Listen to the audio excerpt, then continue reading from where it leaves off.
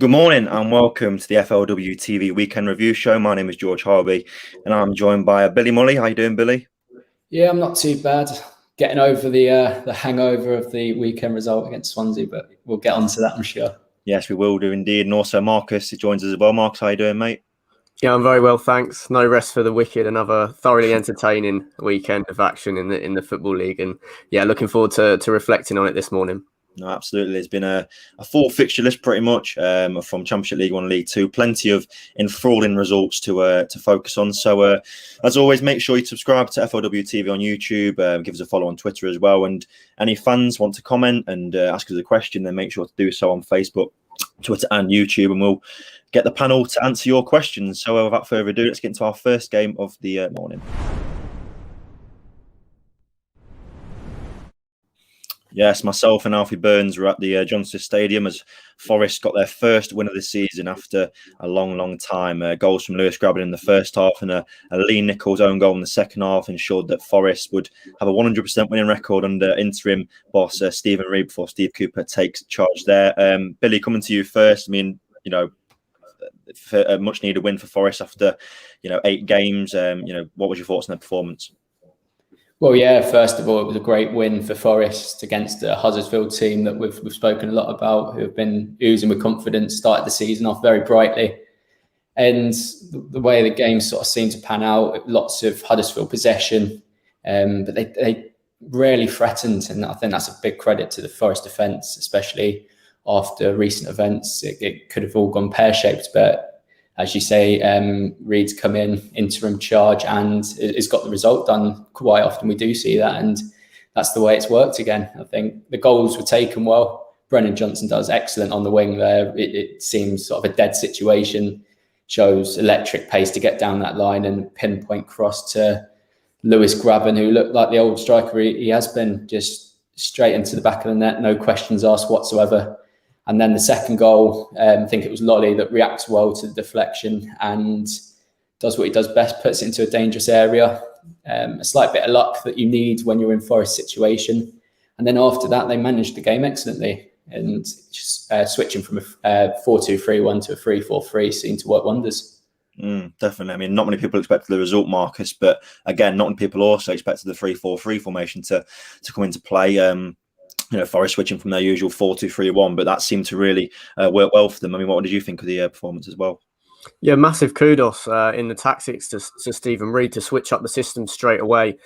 Maybe you could have suggested to Chris Hughton when he was struggling for really results and performances towards the end of his reign, that switching up from the 4-2-3-1, which he was so rigid and showed so much faith in, could have been advisable. But Stephen Reid, obviously, who'd been working under Hughton, was couldn't wait to sort of rip up that plan and go with the 3-4-3. Obviously, it matched up Huddersfield as well, which had been working so well with Toffolo and Sorba Thomas in those wing-back roles. I do think it suits Forest as well, though, moving forward, not just maybe a horses for courses selection, because obviously Huddersfield's success with that formation. I think having Jed Spence and Max Lowe on either side, players that are capable of playing in more advanced roles than right back and left back, it could suit them a little bit more. And obviously players like Brennan Johnson being able to get a little bit closer to support Lewis Grabban. It worked really well. Obviously Steve Cooper has deployed that formation, had some pretty good success at Swansea, particularly defensively with a 3 at the back system. So maybe it could be a blueprint. It feels like a turning point in the season. Obviously, Stephen Reid is unclear what his involvement will be moving forward, but no, plenty of positives to take from Forest, and yeah, huge courage shown from Stephen Reid to match up Huddersfield with that 3-4-3 system, and it could be a good one for them as they look to climb the table. I mean, as soon as the team news came out, I straight away saw, right, it's no coincidence that a certain Welshman likes to play that formation, and he's taking charge this week. Billy, just briefly rounding off on Forest, what are your thoughts on the imminent Cooper appointment? Do you reckon it's a good fit for them, and do you reckon they should stick with this formation going forward with him? Well, especially after that victory, I think Cooper coming in, who Marcus has just alluded to there, has seen excellent success deploying a 3 at the back formation. So I think with Cooper coming in, there's only positive signs and only confidence that they can take into the rest of the season. I think Steve Cooper, as a manager, is very good at Championship level. I think he perhaps could have even got a job at the higher level, but I think coming into Forest, he's got a project on his hands, but an exciting one. Yeah, absolutely. Right, well, that's Forest done. Let's move over to Craven Cottage. And we're like to have a very happy chief editor today. Sam Ruck was at the Craven Cottage. George Douglas is there as well, reporting as the Roars came away with a surprising away win at Craven Cottage over Ajari with 2 goals, and obviously Rodrigo Muniz picking up a late consolation for Fulham, but it wasn't meant to be for Fulham. Have now lost 2 of their last 3 games. Marcus, did you see that one coming? Pretty much. I didn't know. Obviously, it's back-to-back wins for Reading now, which came at a really much-needed time. Keeping Fulham to only conceding 1 goal coming in the last 10 minutes after the defensive record that we've seen from Reading in the early exchanges of the season was a surprise. Ajari, as I think we all know, is capable of a performance like this in flashes. Maybe he doesn't put it together on a consistent basis, but it really was a joy to watch, really. I think the second guy in particular, the touch that he takes as he turns the defender is just jaw-dropping. And I just had a little look at some of his numbers from the last couple of seasons. He scored 3 goals and chipped in with 5 assists in both 2019-20 and 2021, which I think as a player at 23 years old, that of course is gaining a lot of fans with performances like this. He should be wanting to kick on, particularly at 23, just to have 8 goal involvements with a player of the quality that he demonstrated on Saturday. He can clearly improve on those figures. In terms of Fulham, it was a surprising result, but I'm still not worried. I think I said this last week. I think the performance and the chances that created will still please Marco Silva, and I think on another day that they put more of them away. And if they keep creating that amount of chances, I think it was just under 3 expected goals in the match. They only score 1 late on, but if you're going to post those numbers week in, week out, particularly they're going to be strong at home, I don't think there's any cause for concern yet for Fulham fans. No, I mean, do you agree with him there, Billy? I mean, I think it was 25 shots overall, but only 5 on target. So it was just a bad day at the office, and you're not concerned about their attacking quality going forward. No real concern, because they are still creating those chances. They're still carving defences open and creating the chances to win games. But yeah, as you say, it seems more of an off day, and it poses a bit of a question. Do Fulham sort of change their formation during games a little bit more, or even going into games in particularly with it seems that Marco Silva is in favour of this 4-2-3-1 like we've seen with Houghton at Forest. Does that need to change for certain games? We'll have to wait and see, because Rodrigo Muniz came on and he looked a threat. He didn't just score, he got in behind, he held the ball up well, he linked up with his other forward players very well. And I think, there's definitely a question there as whether that could work, a Mitrovic and Muniz combination going forward. Yeah, I mean, Fulham fans, as always, if you want to comment, is that something you'd like to see? Mitrovic and Muniz both playing at the same time. Reading fans, how impressed were you by that performance, and how important can Ovie Ejaria be this season for the Roars as they look to have a positive season in the Championship? Right, next game then.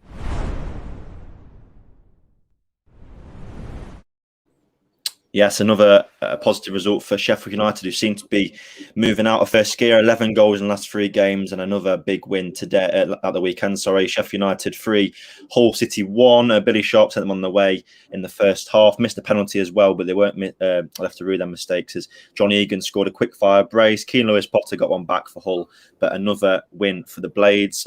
Marcus, how impressed were you by them in the early kick-off on Saturday? Yeah, very impressed. Obviously, Billy Sharp missing that penalty just on the stroke of half time could have made it a lot more comfortable, maybe even earlier in the game than it was.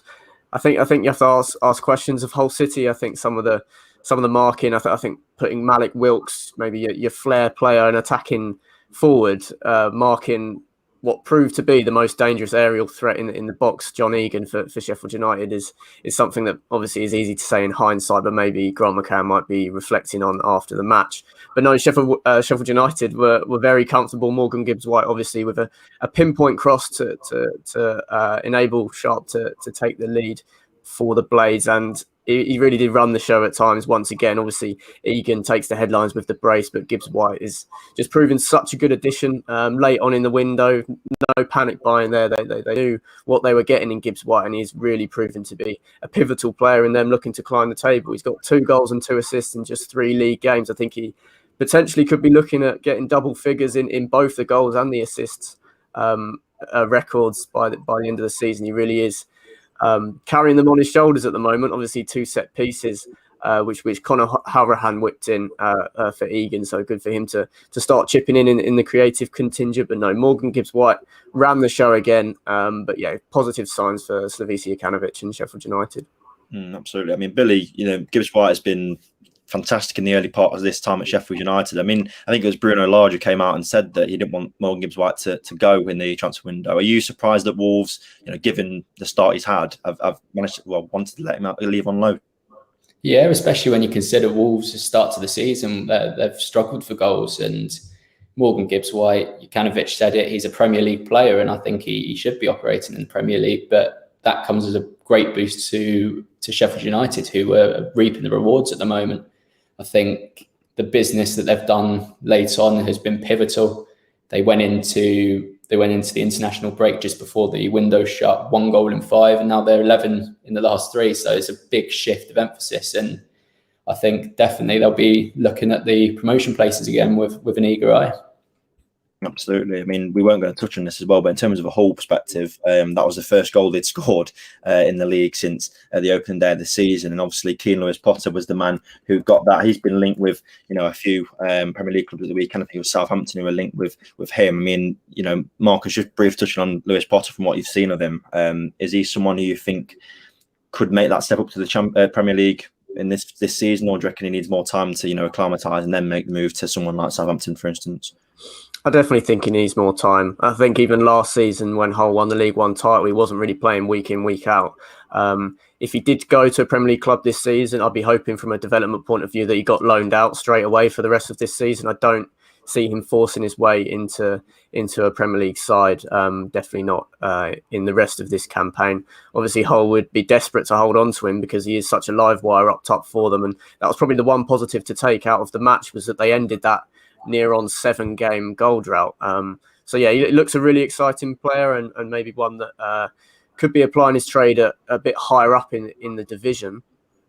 But I don't think he's Premier League ready this season, no. No. I mean, Hull fans, do you agree with Marcus there? And Sheffield United fans, fantastic win. Let's hear your thoughts as well. Right, let's round up with the Championship.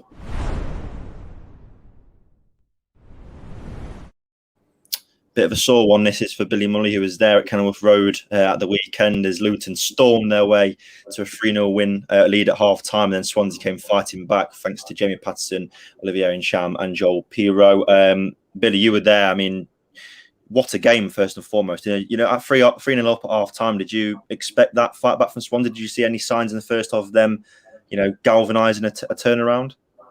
Not at all. And from a journalistic point of view, it was a brilliant game. But from my point of view, it wasn't. But I think being in the press box, you don't get as caught up in the emotions of it, which was sort of good in my part. But yeah, Luton went into a commanding lead and fully deserved it. I think could have even been more with the chances that they created. And Swansea were causing their own mistakes. And it was similar to when Luton played Sheffield United just before the break, and Luton's high pressing style was causing all sorts of problems. And the only difference was against Swansea, we were capitalising on those mistakes. And Harry Cornick proved to be a real threat. Adebayo as well was holding the ball up and bringing others into play very, very well. Complete dominance from Luton. And then half-time came. I didn't really see too much happening, or even if Swansea peg a goal back, Luton should have enough to hold on to the win. But I think Oliver Nutcham coming on proved pivotal. He was influential with everything that Swansea put together. Obviously got the second goal, took a slight deflection, but was a brilliant hit. And yeah, then from the 86th minute, it was one-way pressure. Luton were playing very, very defensively. We pushed right back. There was no real outball. Harry Cornick came off, and sort of we lost that outball to relieve the pressure. But Joel Pirot came on and found the bottom corner expertly. And I think those two players, Nutcham and Pirot, are going to be two very important players for the Swans this year. Marcus, 2 words. Henry Lansbury. What was your thoughts on that incident? Because I'm sure I don't need to explain what went on with it. I'm sure everyone watching this is seeing what's happened in that first half. You know, what was your thoughts on probably the decision to book him rather than show him anything else? Well, I know a lot of opinions are saying, you know, definite red card. How is the referee not giving him his marching orders there? But for me, it's a little bit more complicated. I think the way Manning falls and how it literally looks like he's on total wipeout and his legs are swept out from underneath him, I think that makes it look a little bit worse than it really was. I think, you know, Manning kicks the ball away just before Lansbury's trying to kick it. I don't think he's actually trying to take the free kick. I think he might just be trying to kick the ball against Manning and maybe say to the ref, oh, he's trying to waste time. Well, not waste time. They're 3-0 down, but he's trying to obstruct the free kick and maybe get a yellow card or something like that. I don't think until it was too late, he knew that he was going to absolutely wipe him out like that. Having said that, that probably definitely comes under violent conduct. So yeah, I think Manning's a little bit guilty because he could see it coming, and Lansbury's already pulled his leg back to strike the ball by the time Manning's kicked it away. So it would have been hard for Lansbury to pull out, but obviously it was a pretty stupid thing to do, and he can't have had any complaints if he was sent off. But my main point is I think the way Manning goes flying does make it look worse than maybe it was. Yeah, any fans who want to comment on that, and any referees in the comments as well, you know, just it was a really bizarre incident. And obviously the final game as well, which we touch on very, very briefly before we move to League One. Derby 2, Stoke 1. Max Bird and Curtis Davis in the first half scoring for Derby, and Tom Ince against his former club grabbing a consolation, but it wasn't meant to be. You know, a really hard week for Derby County fans, and then the club as well entering administration with a points deduction looming as well. But Billy, you know, how much credit, given having said all that, does Wayne Rooney deserve for guiding the win against a good team in Stoke? A lot of credit, because there's a lot of uncertainty around the club at the moment, and they've backed that up with an excellent result and an excellent performance, and just what the fans needed really after a turbulent 24 hours.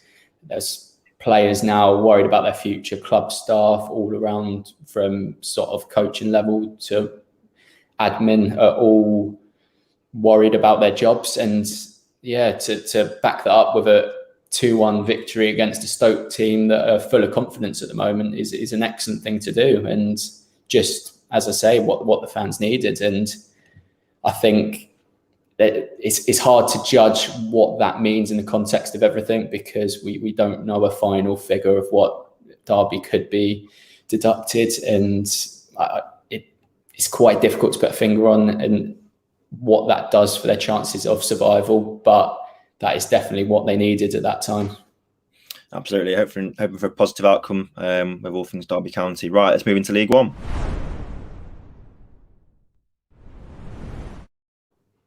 Yes, a sore subject this time for Marcus, whose Charlton side fell to their 5th defeat of the season at the weekend. Only one win this season. They sit 23rd in League One at the moment. Marcus, you know, worry for Nigel Atkins at the minute. I mean, he's a man under pressure, isn't he?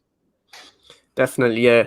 I was surprised that maybe there could have been a change when I woke up on Sunday morning and had a look through Twitter, because the fan base had clearly turned. There was chance of sacked in the morning. You ain't got a clue throughout the game, which the 2-1 scoreline I think really flattered Charlton. They've lost all 3 of their away games this season by a 2-1 scoreline, but they haven't been competitive in them. I think one of them was away to Oxford and they got a dodgy penalty, and then that made it a 2-1 scoreline. Really, the results and 1 win, 1 draw and 5 losses could have been a lot worse, really. Nigel Atkins is right under pressure. I think the Gillingham game at Priestfields tomorrow night is huge. He has to win it, really. I don't see how they can lose against Steve Evans' side and Nigel Atkins keeps his job. It maybe seems earlier in the season it looks worse because he's only had that 7 games. Obviously, was in at the back end of last season, but in terms of our points tally right now, sitting at just 4 after 7 games.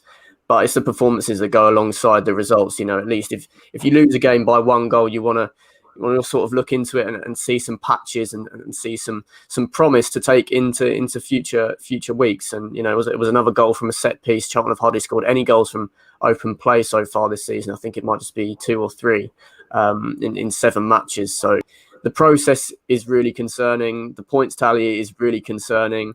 he's got a big squad now. They had a successful end to the transfer window, hence the hike in expectations, which has exacerbated this pressure on him now. So yeah, Gillingham tomorrow night is huge. I feel like if he doesn't win that game, maybe with a draw, that he'd get one more game. But I think a loss will definitely signal the end of his time at the helm. And you look at their fixtures as well coming up. They've only got Gillingham, they've got Portsmouth at the weekend and Bolton, so 2 home games after that. Charlton fans, let us know what you think about Nigel Atkins and should he stay or should he go? Billy, do you agree with Marcus' sentiments there? Do you reckon, tomorrow night he's got to win, and if they lose, do you reckon he could, the axe could swing, as they say? Yeah, I think tomorrow could prove pivotal. 4 points from 7 league games for a side that should be aiming for promotion. They've definitely got the squad for it, resources-ish. And then 23rd in the league is just not a good reflection, and it's certainly not something you associate with Charlton. And I think Adkins, I do agree, is definitely under fire at the moment. But when you look at how the teams they've played this season, 5 out of the 7 games have been teams that are promotion hopefuls, and add to that Portsmouth and Bolton coming up, and that's 7 out of the opening 10. So in that respect, I'm a little bit I'm in two minds with it, really. I think if he gets a draw against Gillingham, then yeah, maybe he should be afforded more time. But Gillingham, who were awful at the weekend, they can't be beating Charlton, and Adkins staying. We'll see what happens there. Right, let's go over to Ipswich Town.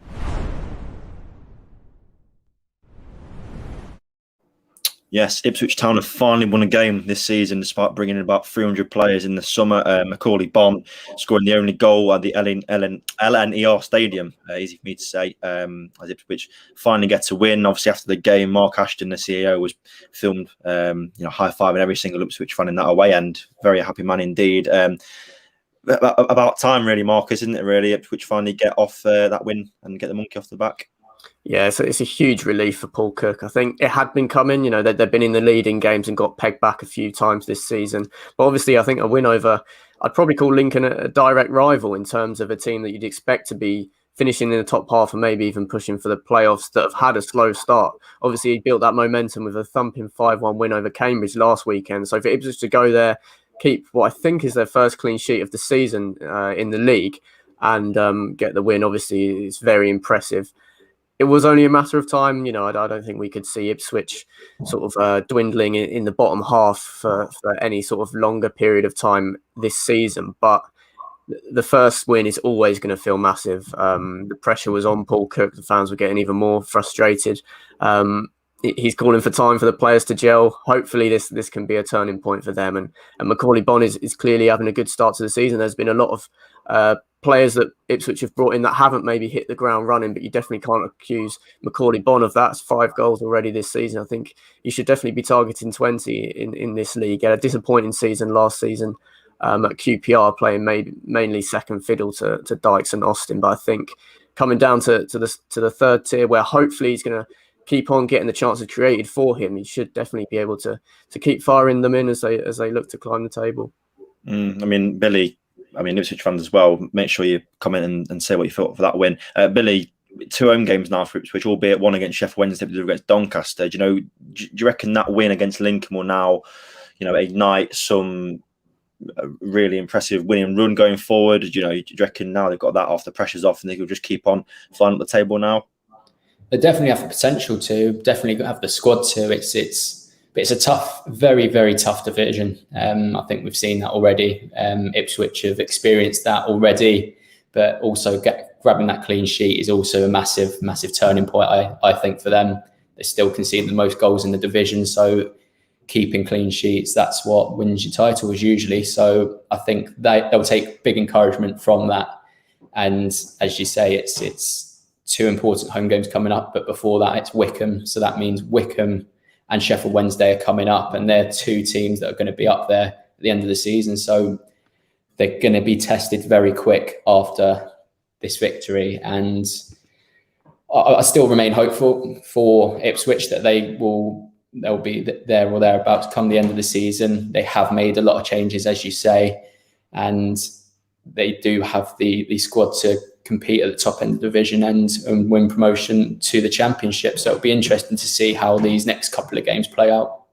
Absolutely right. Then let's move into our final game of the review.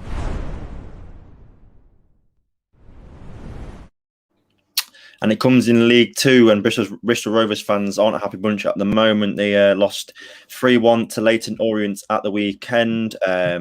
Goals from Harry Smith, Theo Archibald and Aaron Drinnan putting Orient into a 3-0 lead at half-time. Brett Pittman did get a late penalty and score it for the Gas, but it wasn't meant to be for them. They're 22nd, 5 defeats from 8. Fans unhappy with Joey Barton after the game, booed off. I mean, Marcus, you've got to worry as well for Joey Barton. Did you expect them to get off to such a bad start this season?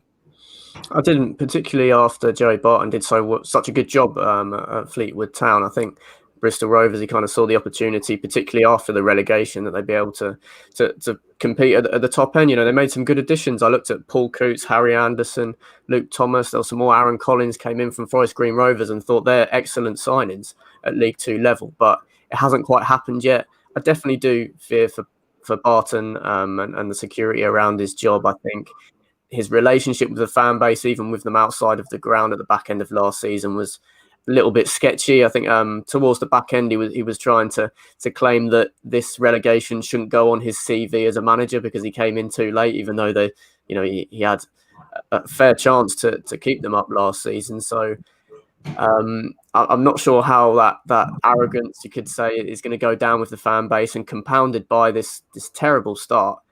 I think his days are numbered. They really are. Obviously, it depends on the opinions of his superiors at Bristol Rovers, but I think the fan base will be pretty have their minds made up in terms of where they want Joey Barton to go, particularly if this run can't be turned around in the next few matches. I mean, Bristol Rovers fans, are you Barton in or Barton out? Billy, what do you think? Do you back someone like Barton of his character and personality to get Rovers out this rut, or do you not see it as a perfect fit down at the Memorial Stadium? There is certainly scope for him to turn things around. I think, as Marcus said there, he proved himself at Fleetwood in the higher division, so he's definitely got the capabilities to turn the ship. But it's a similar project to Paul Cook at Ipswich, where they've made so many new additions that they need time to gel. And as we've seen so far, it's looked a little bit disjointed, and they can be sort of forgiven for that, for the amount of additions they've actually made. But I think a lot of credit does actually have to be attributed to Leyton Orient, because I think they've been phenomenal this year.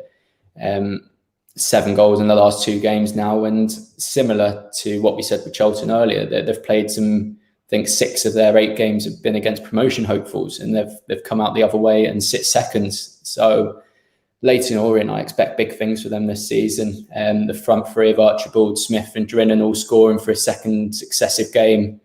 It's definitely exciting for them, and I think their start to the season, it's what Joe Barton would have expected from his Bristol Rovers side. But yeah, it needs time.